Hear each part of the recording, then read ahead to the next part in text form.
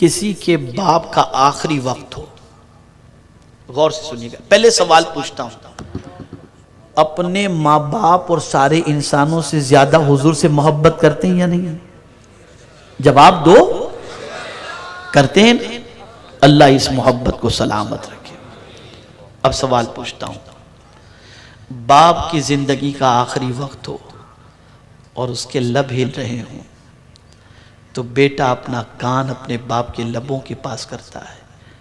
اور سننا چاہتا ہے کہ باپ اپنی آخری وقت میں کیا نصیحت کر رہا ہے، اور باپ اگر اس وقت کوئی نصیحت کر دے تو بیٹا اسے اپنے دل کے اندر بٹھا لیتا ہے اور سوچتا ہے یہ میرے باپ کی آخری وصیت تھی، میں اس پر زندگی بھر عمل کروں گا۔ نادانوں، باپ کی آخری وصیت کو یاد رکھتے ہو، رسول کی آخری وصیت کو یاد نہیں رکھتے۔ پیغمبر رحمت نے وصال کے وقت نماز نماز نماز فرمایا تھا۔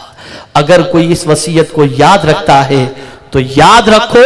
وہ وفادار مصطفیٰ ہے اور حضور کا عشق اس کے سینے کے اندر موجود ہے۔ اس لیے سرکار کو بھی یہی فکر تھی کہ میری امت نماز نہ چھوڑے، میری امت نماز کی پابند بن جائے، اس لیے کہ اللہ نے کامیابیوں کو نماز کے ساتھ وابستہ کر رکھا ہے۔ تو جب میرا امتی میری آخری وصیت پر عمل کرتے ہوئے نماز قائم کرے گا، اس کی دنیا کی مصیبتیں بھی دور ہو جائیں گی اور آخرت کی مصیبتیں بھی دور ہو جائیں گی۔ اور سن لو میرے پیارے آقا صلی اللہ علیہ وسلم کے پیارے دیوانوں، بہت عرصے پہلے کا ایک واقعہ ہے، مجھے پھر یہاں پر اس وقت یاد آ گیا، میں نے شاید کہیں یہ واقعہ عرض بھی کیا ہے۔ دیکھیے کبھی کبھی انسان کے دل و دماغ میں کوئی بات بیٹھ جاتی ہے اور پھر اس بات کی وجہ سے وہ اس پر عمل کرتا ہے تو اس کی زندگی میں کتنا انقلاب پیدا ہوتا ہے۔ میرے پیارے آقا صلی اللہ علیہ وسلم کے پیارے دیوانوں، ایک بندہ نماز کا بالکل پنکچول،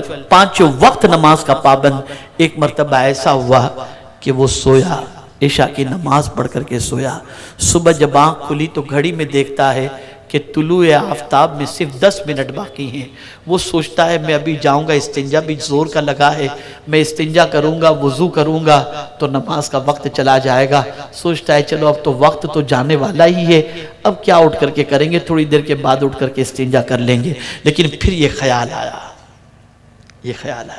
نہیں یار مجھے اٹھ جانا چاہیے، میں جلدی سے استنجا سے فارغ ہو کر جلدی سے وضو کر کے چاہے 2 رکعت فرض ہی کیوں نہ ادا کر لوں، اس لیے کہ اگر میں اس وقت اٹھ کر کے 2 رکعت بھی میں نے فرض ادا کر لی تو میرے نبی کی آنکھوں کو ٹھنڈک پہنچے گی۔ یہ سوچ کر کے وہ اٹھا، وضو کیا اور جلدی سے، اتنا وقت اس کے پاس موجود تھا کہ 2 رکعت پڑھ لے۔